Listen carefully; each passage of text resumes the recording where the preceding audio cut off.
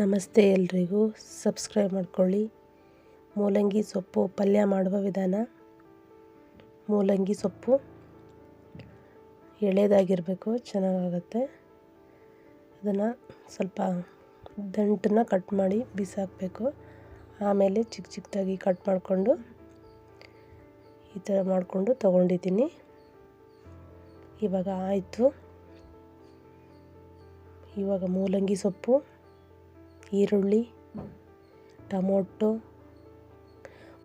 ಸ್ವಲ್ಪ ಕಾಯಿ ತುರಿ, ಜೀರಿಗೆ, ಸಾಸಿವೆ, ಮೆಣಸು, ಕರಿಬೇವು, ಬೆಳ್ಳುಳ್ಳಿ, ಅರಿಶಿನದ ಪುಡಿ, ಒಂದು ಪಾತ್ರೆ ಕಾಯೋಕೆ ಇಟ್ಕೊಂಡು ಸ್ವಲ್ಪ ಎಣ್ಣೆ, ಅದು ಕಾದ ನಂತರ ಸಾಸಿವೆ, ಮೆಣಸು ಇದೆಲ್ಲ ತೊಗೊಂಡಿದ್ನಲ್ಲ ಇದೆಲ್ಲ ಹಾಕ್ಕೊಂಡು ಫ್ರೈ ಮಾಡ್ಕೊತಾ ಇದ್ದೀನಿ. ನೀಟಾಗಿ ಫ್ರೈ ಆಗಬೇಕು.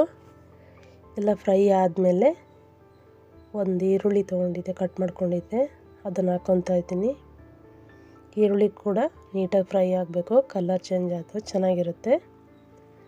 ಇವಾಗ ಟೊಮೊಟೊ ಹಾಕ್ಕೊತಾ ಇದ್ದೀನಿ.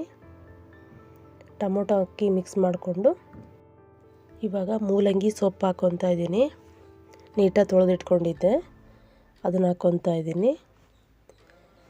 ಸ್ವಲ್ಪ ಉಪ್ಪು, ಅರಿಶಿನದ ಪುಡಿ ಫಸ್ಟಲ್ಲಿ ಹಾಕಿರೋದ್ರಿಂದ ಈಗ ಹಾಕ್ತಾಯಿಲ್ಲ, ಹಾಗೆ ಉಪ್ಪು ಹಾಕ್ಕೊಂಡು ಮಿಕ್ಸ್ ಮಾಡ್ಕೊತಾ ಇದ್ದೀನಿ. ನೀಟಾಗಿ ಮಿಕ್ಸ್ ಮಾಡಿಕೊಂಡು ಇವಾಗ ಮುಚ್ಚಿಟ್ಟು ಒಂದು 5 ನಿಮಿಷ ಬೇಯಿಸ್ಕೊತಾ ಇದ್ದೀನಿ. ಹಾಗೆಯೇ ಇವಾಗ ಬೆಂದಿದೆ. ಇದನ್ನು ಹಾಗೆ ನೀಟಾಗಿ ಮಿಕ್ಸ್ ಮಾಡ್ಕೋಬೇಕು.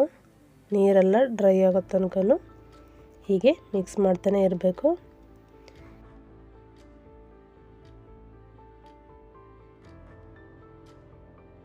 ಇವಾಗ ಡ್ರೈ ಆಗಿದೆ.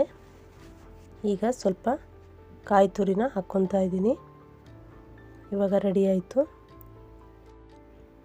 ಚಪಾತಿ ರೊಟ್ಟಿ ಜೊತೆಗೆಲ್ಲ ಚೆನ್ನಾಗಿರುತ್ತೆ. ಥ್ಯಾಂಕ್ ಯು ಎಲ್ರಿಗೂ.